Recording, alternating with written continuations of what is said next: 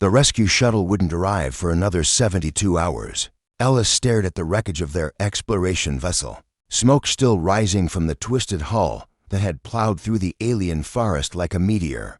Around him, the surviving crew members sat in various states of shock. Crystal, the Velthrian pilot, his forearms trembling. Sora, the Andromedan navigator, her bioluminescent skin flickering erratically.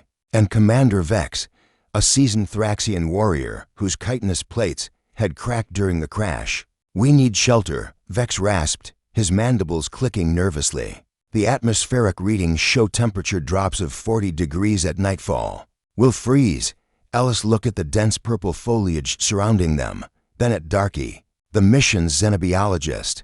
She was already on her feet, surveying the landscape with that characteristic focus he'd come to recognize during their 6-month expedition there. Darky pointed toward a clearing where alien water, thick and slow-moving like mercury, wound through the landscape. Riverside location, natural water source, open space, and those rock formations could provide wind protection. Crystal's translator chip buzzed. "We have no tools, no fabricators." The emergency supplies were in the aft section. He gestured weakly at the burning wreckage. "There's nothing left." Ellis and Darky exchanged a glance. They both smiled. "Nothing left," Ellis said, standing and dusting off his torn uniform. "Commander, with respect, we're humans. We've never needed much to begin with." What happened next would become legend among the Galactic Coalition's exploration divisions. While the alien crew members remained near the crash site, paralyzed by the absence of their technological safety nets, Ellis and Darky moved with purpose. They approached the riverside clearing, and Ellis began examining the vegetation. "These stalks," he said, snapping one of the thick, bamboo-like plants. "Strong fibers."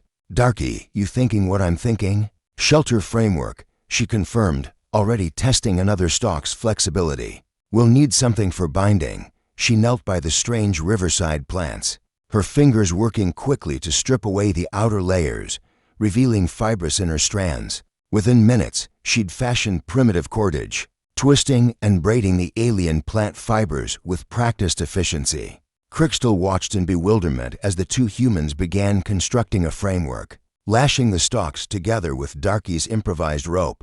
"How do you know how to do this?" he asked. "Your species has had advanced technology for centuries." "Camping," Ellis said simply, securing another joint. "Spent summers in the Rockies as a kid. No tech, just nature. My grandmother taught me," Darky added, weaving smaller branches between the main supports. "She lived through the resource wars, said we should never forget how our ancestors survived." Within 2 hours, a lean-to shelter stood near the riverside, insulated with broad leaves and positioned to block the prevailing wind. Commander Vex approached slowly, his expression unreadable. "Impressive," he admitted, "but we still have no way to purify water or prepare food. The emergency rations are gone." Ellis was already gathering stones from the riverside, selecting specific sizes and shapes. "Darky, can you analyze that water? See if boiling would make it safe?" She was already running her portable scanner, one of the few devices that survived in her cargo pocket. High mineral content, but no toxic compounds that thermal processing couldn't handle. "If we can boil it, we can drink it. If..." Sora's skin pulsed with anxiety. "We have no ignition sources, no plasma torches." "No," the sound of rock striking rock interrupted her. Ellis knelt on the ground, a piece of the local flint-like stone in one hand, a chunk of metallic debris from the ship in the other. He struck them together repeatedly, sending sparks onto a small pile of dried plant material Darky had gathered. Crystal's arms fell to his sides. "Primitive fire-making? That's a technique from pre-spaceflight eras. I've only seen it in archaeological databases. Works, though," Darky said, gently blowing on the smoking tinder. A tiny flame caught, grew, and she carefully fed it larger pieces of dried material. Soon, a proper fire crackled in a ring of stones. Ellis had arranged the heat reflecting off strategically placed rocks to maximize warmth. The alien crew members drew closer, mesmerized, but the humans weren't finished. Darky had been examining the local ecosystem, her xenobiology training combining with something more fundamental, forager's intuition. She returned with several specimens, tuberous roots, fungal growths, and something resembling purple berries. These roots are starchy. No toxins, she explained, using a flat stone and a rock as improvised mortar and pestle.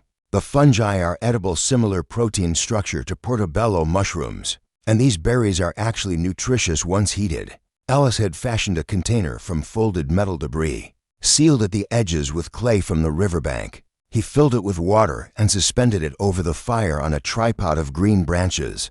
Won't win any culinary awards, but it'll keep us alive. As the water heated, Darky added the cleaned roots and fungi. The aroma that rose from the improvised pot was unexpectedly appealing, earthy, with hints of something like rosemary. Commander Vex watched the humans work with something approaching awe. Your species should have been panicking. Our vessel is destroyed. Rescue is days away. We're stranded on an uncharted world with hostile fauna detected in the region. Yet you're cooking dinner. Ellis stirred the pot with a carved stick, then looked up at the Thraxian commander. With respect, sir, our ancestors survived ice ages, plagues, wars, and worse with far less than what we have here. We've got shelter, water, food, fire, and each other. That's more than enough. Darky ladled the cooked mixture onto broad leaves that served as plates, handing them to each crew member. On Earth, we have a saying, home is where you make it. We're just making it here.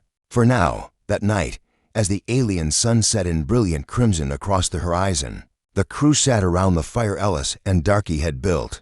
They ate the meal prepared from an alien world's bounty, sheltered by human ingenuity and warmed by flames kindled from nothing but stone and determination. Sora's bioluminescence had stabilized to a warm, golden glow. I've served with many species, she said quietly, but I've never seen any adapt like humans. You don't just survive, you make survival look almost comfortable. Darky smiled, poking at the fire with a stick. We've had a lot of practice, millions of years of it, actually. Our whole evolutionary history is just one long story of making do with what we have. Even when you have nothing, Crixtel added, his voice filled with newfound respect. Especially then, Ellis said, looking into the flames, because nothing is never really nothing. There's always something, a stone, a stick, a spark. You just have to know how to use it.